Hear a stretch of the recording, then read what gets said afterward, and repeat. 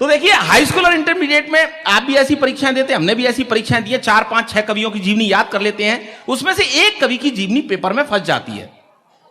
एक लड़का था, दूसरे दिन हिंदी की परीक्षा थी, उसे किसी कवि की कोई जीवनी याद नहीं हुई, तो उसने उन कवियों की जीवनी की नकल तैयार करी और उसे शरीर के प्रत्येक अंग में छुपा लिया। अब उसे यह भी याद नहीं रहा कि उसने कौन सी पर्ची कहां छुपा ली। उसके लिए भी उसने एक पर्ची तैयार कर ली। वाह, वो पर्ची पकड़ी गई कि बोर्ड की परीक्षा का सालाना सत्र, हिंदी का आया प्रश्न पत्र, सभी परीक्षार्थी पेपर हल कर रहे थे, कुछ अकल सी और कुछ नकल कर रहे थे। तभी एक छात्र ने छोटी सी पर्ची निकाली, उस पर कुछ उड़ती सी नजर डाली, लेकिन निरीक्षक की नजर से बच नहीं पाया। उसने उस छात्र से उस पर्ची को छुड़ाया और पर्ची को पढ़कर तो उसके छक्के छूट गए, हिंदी के कवियों के भाग्य फूट गए। उस पर्ची में लिखा था कि कबीरदास जी मोजे में, सूरदास जी बाह में।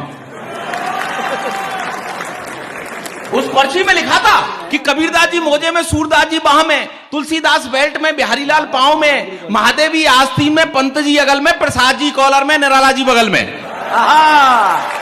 जय हो।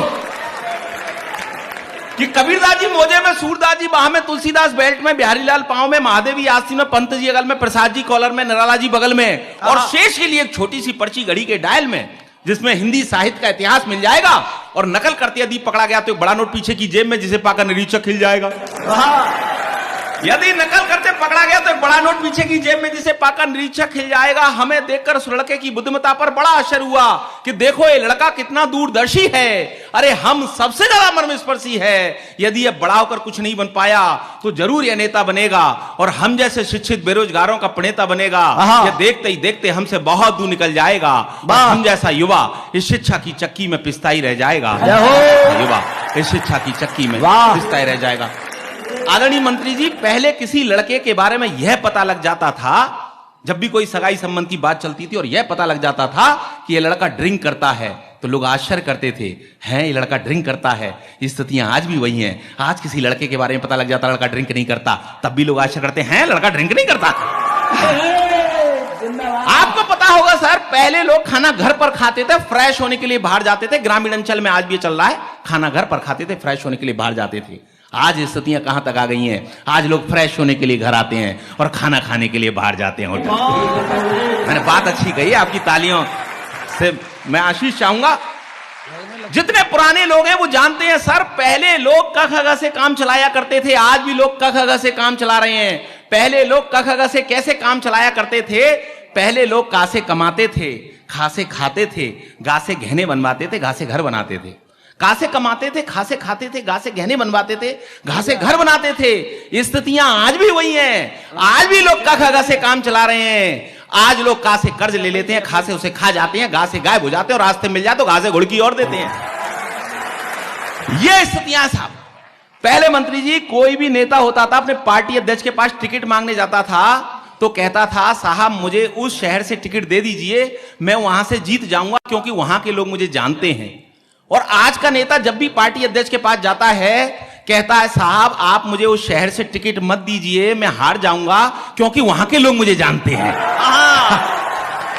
मैंने बात अच्छी कही है, एक बार मैं चाहूंगा कि तालियों से आप मुझे। पहले कोई लड़की अपनी मां से पूछती थी कि मां मैं जीन्स पहन लूं, तो उसकी मां उससे मना कर दी, नहीं बेटा जीन्स नहीं पहनना, अच्छी बात नहीं है। आज स्थितियां कहां तक आ गई हैं? आज कोई लड़की अपनी मां से पूछती है कि मां मैं मिनी स्कर्ट पहन लूं, तो उसकी मां कहती है बेटी पहन ले, कुछ तो पहन ले।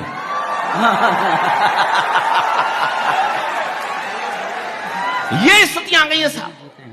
मेरे कॉलेज लाइफ की एक रचना है। आपको ऐसा लगे जैसे मैं आपसे बातचीत कर रहा हूं, लेकिन मैंने व्यंग करने की कोशिश की है कि एक दिन मैं ख्यालों में डूबा हुआ सड़क पर चला जा रहा था तो मैंने देखा कि एक 5 वर्षीय बच्चा रोता चला रहा था। मैंने उसे प्यार से अपने पास बुलाया, बहला फुसला के बड़ी मुश्किल से चुप करवाया।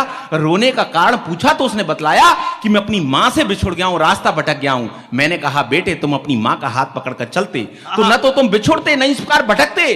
वो बोला मेरी मां के दोनों हाथों में शॉपिंग का सामान था। उसकी इस बात को सुनकर मैं बड़ा परेशान था। मैंने कुछ सोचकर कहा अपनी मां की साड़ी का पल्लू ही पकड़ लेते और इस तरह अपने घर की नाप लेते। वो बोला साड़ी होती तो पल्लू पकड़ता ना। क्या बात है। वो बोला साड़ी होती तो पल्लू पकड़ता ना, लेकिन मेरी माँ तो स्कर्ट पहने थी। अब भारतीय नारी को पश्चिमी परिधान में देखकर दुख सहने की बारी मेरी थी। उदास मन से मैंने फिर कहा, बेटे स्कर्ट कोई पकड़ लेता, अरे न तो तू परेशान होता न मैं परेशान होता। वो बोला स्कर्ट भी इतनी ऊंची थी कि मैं उसको उछल कर भी नहीं पकड़ सकता था। क्या कहना है।